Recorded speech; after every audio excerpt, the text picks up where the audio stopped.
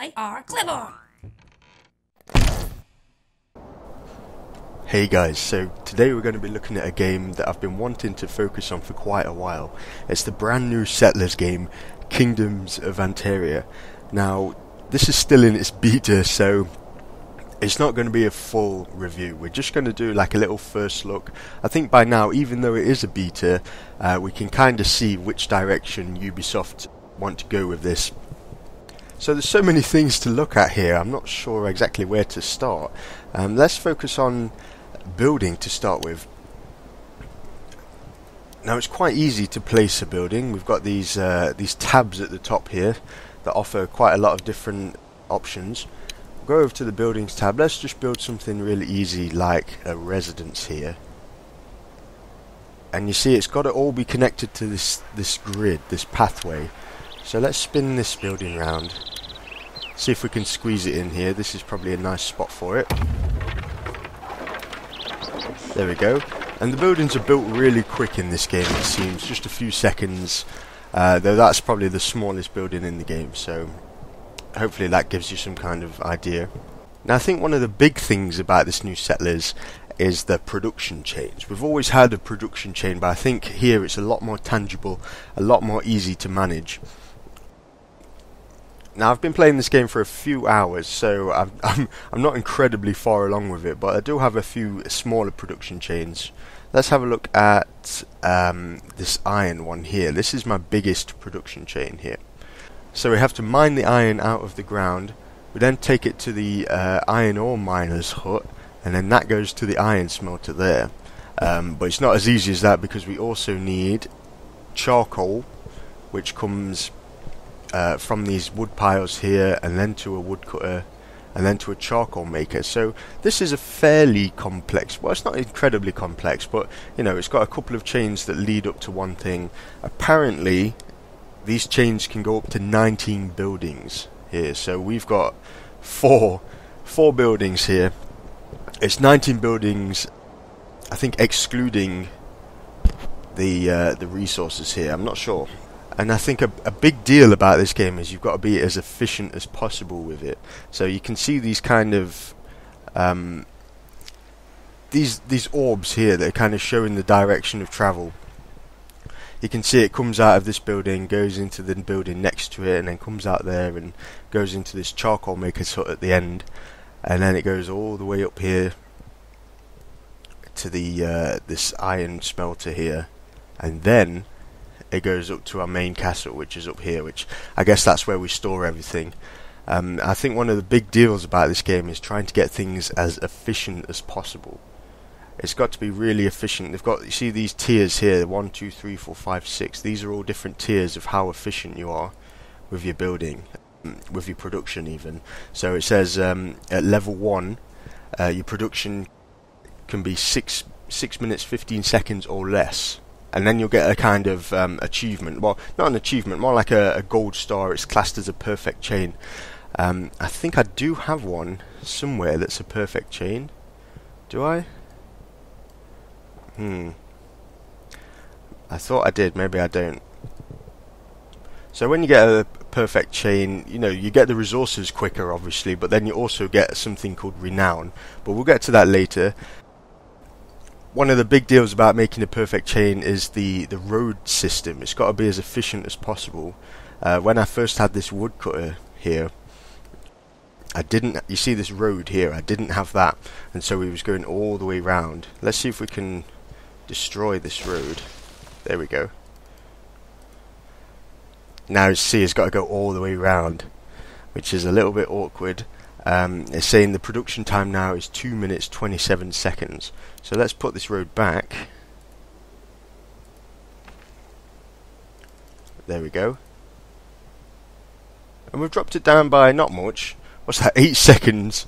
It's we've saved from going around there. So it's just little things like that. We are fairly close, I think, here to getting this achievement. Yeah, we're 1 second out there to be getting this perfect chain. So it is a big deal. It is a big deal. I think even the smallest little details can get you that perfect chain. So you got to end up moving buildings around, and that might seem quite difficult. It might seem a little bit annoying to start with, but they've actually made the system for moving buildings around really simple. All you do, you go to this toolbox at the bottom here, click on a building, and then you can move it as easy as that. No problem, no messing. You don't have to destroy it. So you can really mess around with these paths here and try and get that perfect production chain. While we're on building as well, you might have noticed that I've only got these 2 areas here. You see, and there are a fair few areas around. However, even though the map does look quite big, there's quite a lot of spaces where you can't build. Unfortunately, like all around here, this is completely useless in terms of building. There's no way you can put a building here. It's kind of blocked off into different sections. You see, so this is one section, and then up here is a different section. So you might be wondering, how has he got the path to, you know, kind of go at different angles like that? But that's just part. It just does it automatically. So you see the white area around this space here. That's kind of the limit of where you can build, and then there's another one down here. Yeah. And then basically the whole idea of the game is you're in the untamed lands, you're in the wilderness, and the High King has sent you over here. So you need a permit from him for some reason. I don't know, you are in the wilderness, but you need a permit from him to be able to get extra space here.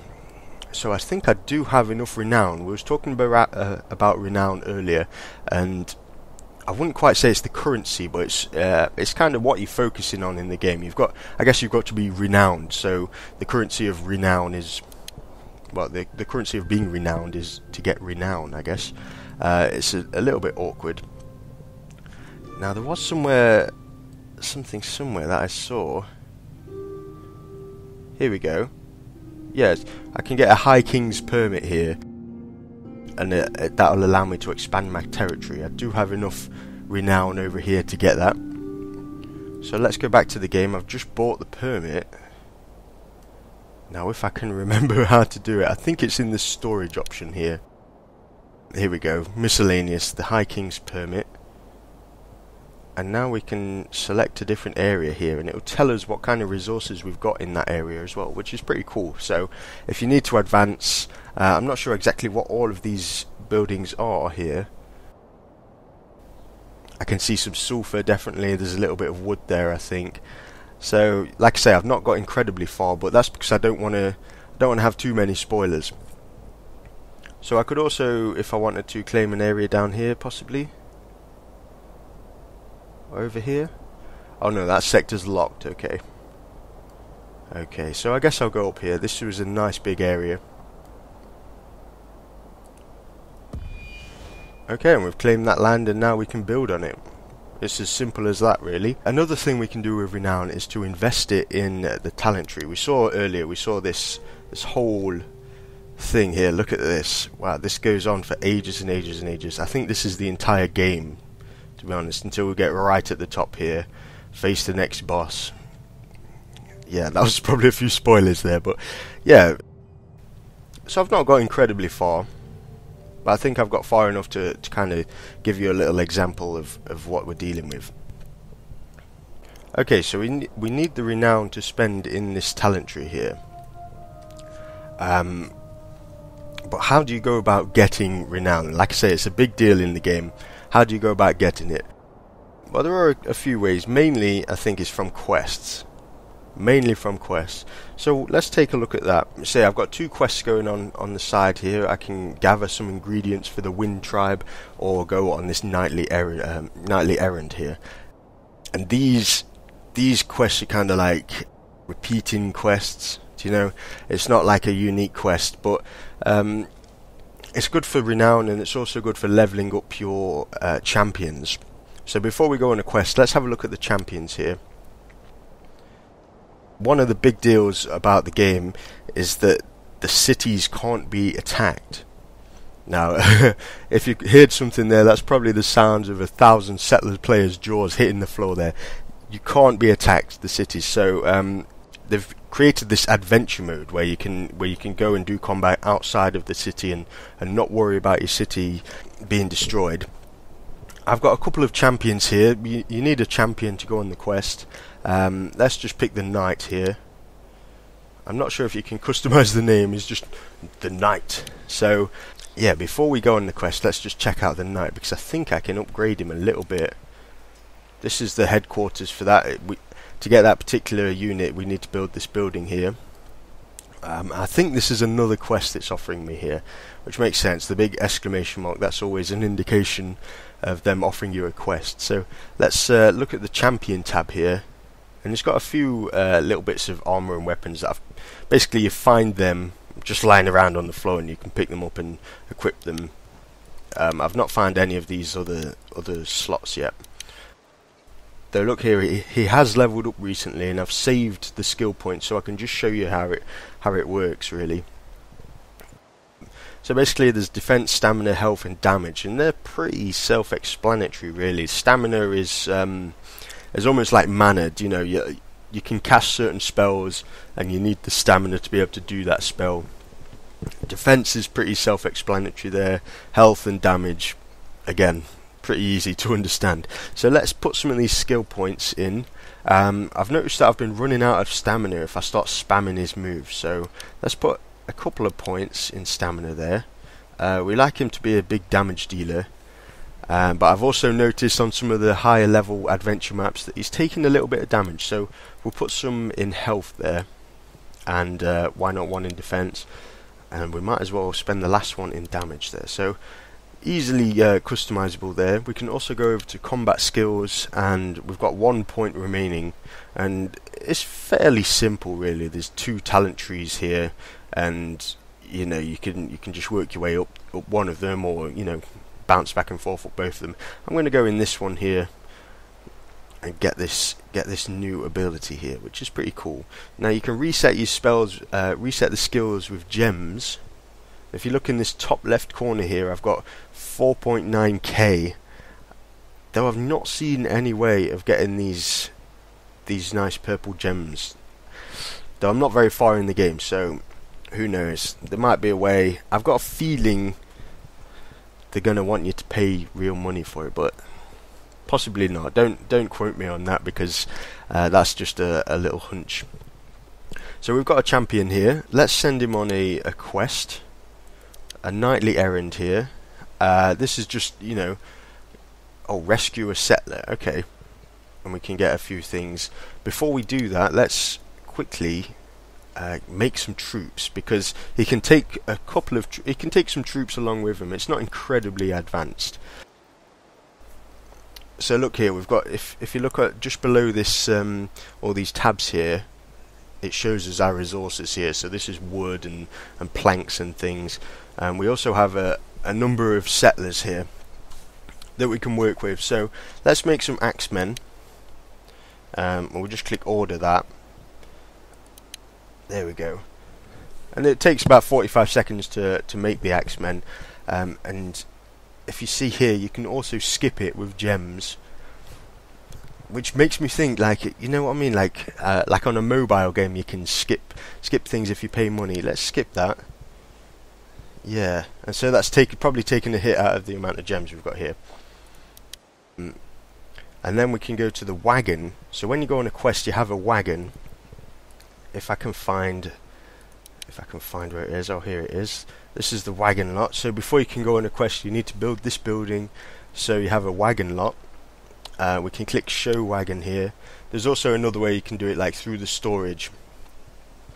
And if we go down on this treasure chamber, the first tab here, we can go down to the foot soldier, which is a bit strange because I made the axemen. Maybe I cancelled it. Never mind. This will do. This will do for the. Oh, here we go. The axemen. There we go. So in the wagon here, we've got 8 slots. We can take a few more bandages. Oops.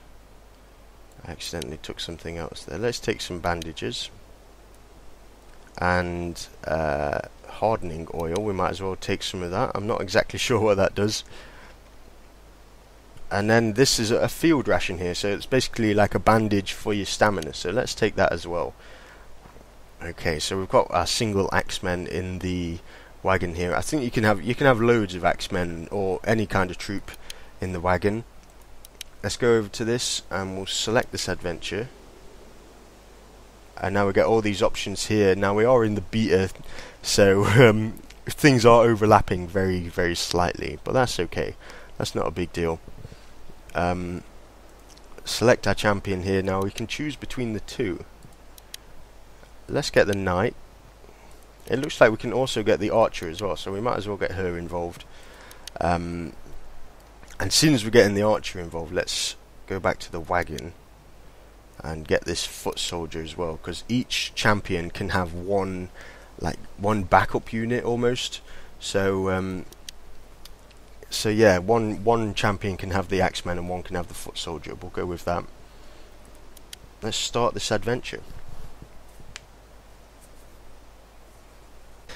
Now the adventures, some of them, you know what, some of them are pretty cool.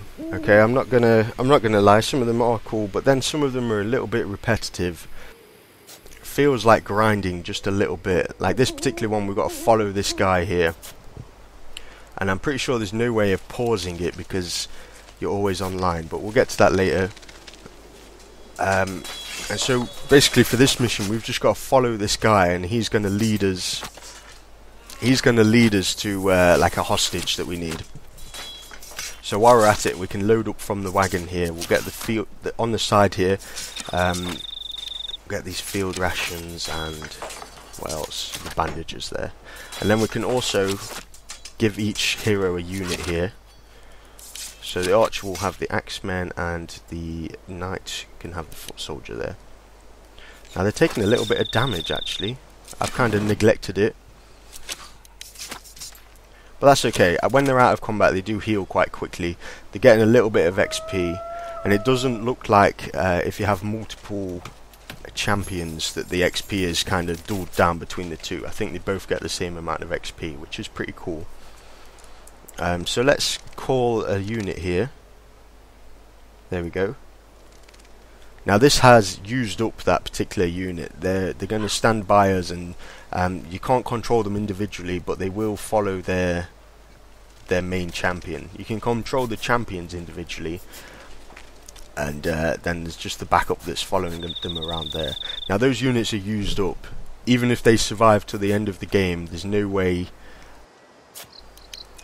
you're getting them back, which kind of sucks a little bit. It basically means that if you think about it in terms of the lore of the game, they're not coming back. Do you know what I mean? Like they're dead almost. You have to wait for more immigrants to come and replace them, which is a little bit strange, but never mind. I can look past that. So I think we just found a sword in this chest here, and that's how I was saying when my champions have weapons and armor, you just find it lying around, which is pretty cool. So we see at the bottom here the knight has these abilities. There's also the archer, and this is the shield of thorns here. Okay, absorbs a bit of damage, and that move is the one that we unlocked earlier, which is pretty cool. And basically we're just following this guy, so I'm not going to show the whole thing. Yeah, I'm not going to show the whole thing to you, so I'll come back to you once I've completed this.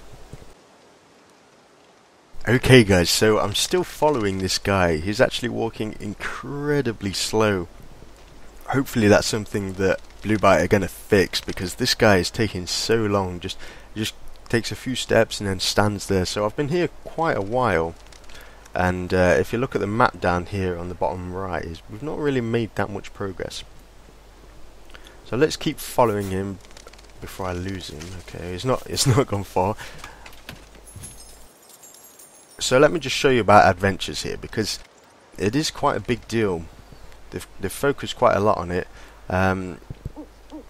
So far all of the adventures have looked like this. Maybe further into the game they'll have some kind of different landscapes. There we go.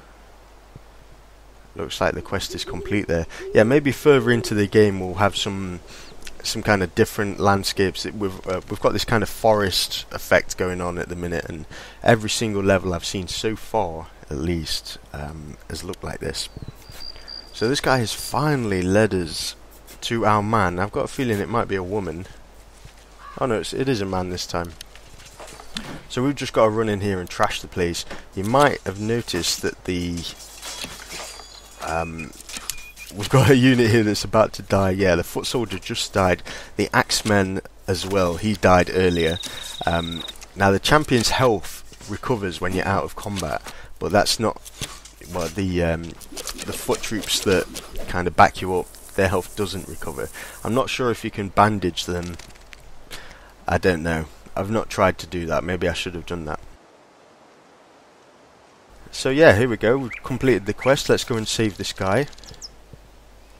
Have a chat to him. I was certain I would die today, but you saved me. There we go. Now the odd thing about this is the guy you rescue, the trader, he just walks off. Now you don't have to escort him or anything like that. That's it. He just walks off.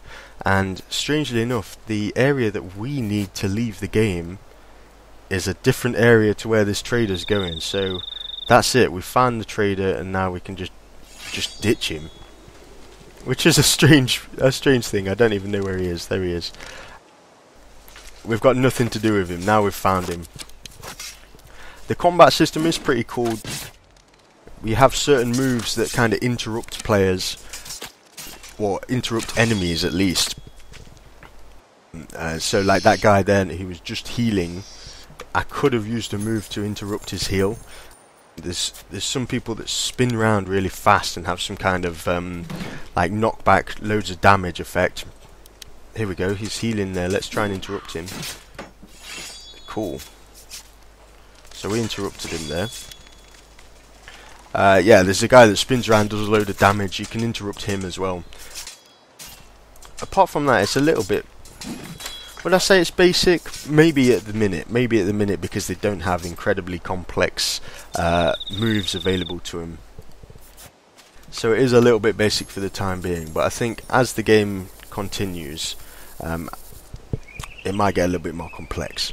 And now to leave the area, we're just looking for this, which I've just happened to come across it here. We've got to get all of our troops inside this, all of our champions at least, and then we can leave the adventure. Now in terms of multiplayer for this game, it looks like the cities aren't multiplayer. There's nothing you can do in the city with another person, you know. However, in the adventure mode, you can play. Apparently, I've not managed to do it, but apparently you can have two champions, like your champion and a friend's champion, and you can do a level together, which is pretty cool. And this is all the loot that I got from the wagon as we went through that. So we'll claim that. Cool. There's not much to look at now after this. We can look at the map here. Now this reminds me of a kind of old school Icewind Dale kind of map. You know, like some fancy artwork. There's obviously some interesting points dotted around here. I'm guessing these skulls here are kind of bad people. But so far I've managed to explore. This is our main area here, and we're kind of exploring out very slightly. So by the looks of it, there's a whole lot of map left. There's a whole lot of game left. So we've got a new area up here where we can do a mission, but I'm not going to do that yet. We can also go back to certain areas. Not the first one I clicked on, but you can go back to certain areas here, and instead of doing a quest, you can just free roam, which is cool. To start with, I was a little bit disappointed that for each adventure the layout was exactly the same, but that's because at that early stage in the game I was only going to one area. Turns out each different area has a different layout, which makes sense. Back to the map here. What else have we got to look at? There was one other thing. You might have noticed the game's a little bit jerky, a little bit slow. I'm guessing that's because it's a beta. That's all I can think of. My computer's not the best, but then again, it's okay. So I think it should be able to handle this. So yeah, if we zoom in here, we can zoom in quite far. these buildings are okay. I've mainly been getting between 3 and 12 FPS at the minute, which isn't good. Then again, it's a beta, so we can let it off. Now for me to get 12 FPS, if we go up to the options menu here in the top left, you can see everything is on low or worst. So let's turn that all up to ultra and see what the game looks like. Just wait for it to load in and we'll see how this looks, because you can see already, if you ignore the FPS for a minute, although of course the frames per second is a really vital part of the game, I'm going to blame that on it being a beta, but if you ignore the frames per second for a minute, look how beautiful this is. The roads are beautiful, the buildings are beautiful here. I think this could be a very beautiful game, especially if they get that FPS back up. Yeah, like even the rocks here, back when everything was on low, it just looked a little bit awkward, it looked a little bit nasty. Yeah, even these rocks on the side look beautiful with everything at ultra, but you can see it's not going well. You can see it's jerking about like crazy. So let's quickly just take all that off. Let's put it down to worst.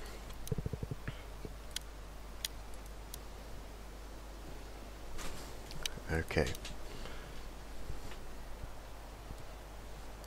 Now it looks nasty, but the frames per second is a lot higher, so if they can combine the two, I'd be very happy with that.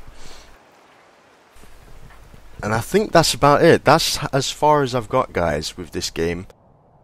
I didn't want to get too far and do any spoilers. I've spent a good few hours on it. You can see here the global chat is completely empty. There's barely anyone playing this at the minute. Overall, I like the way this game's going.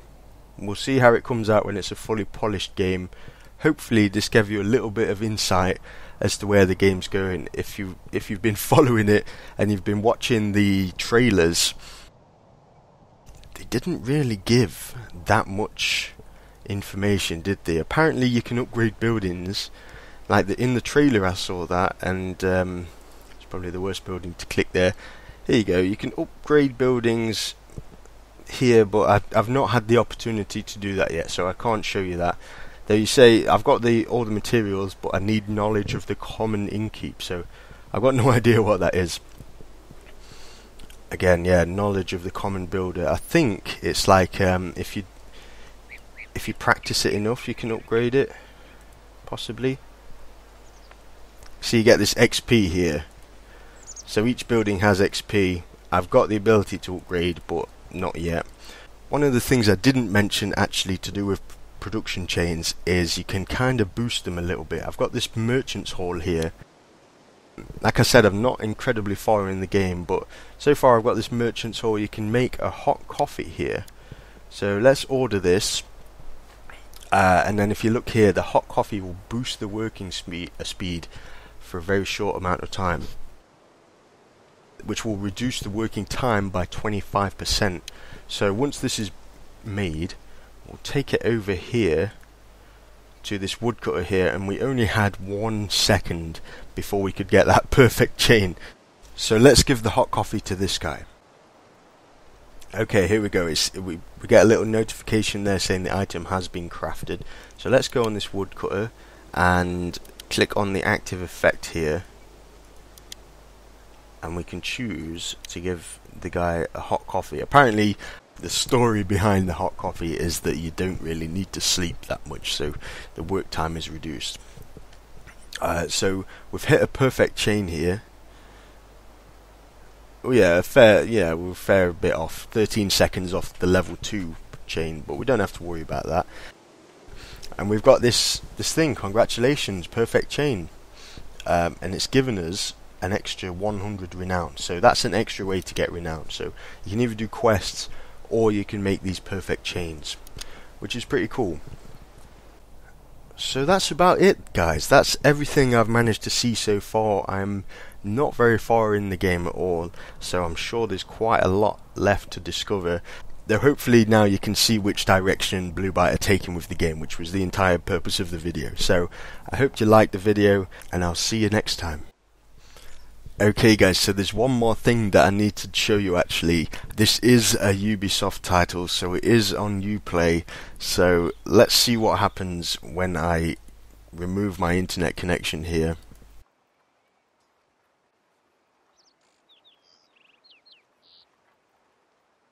Yeah, it does have DRM. I'm not sure if there's much you can do about that.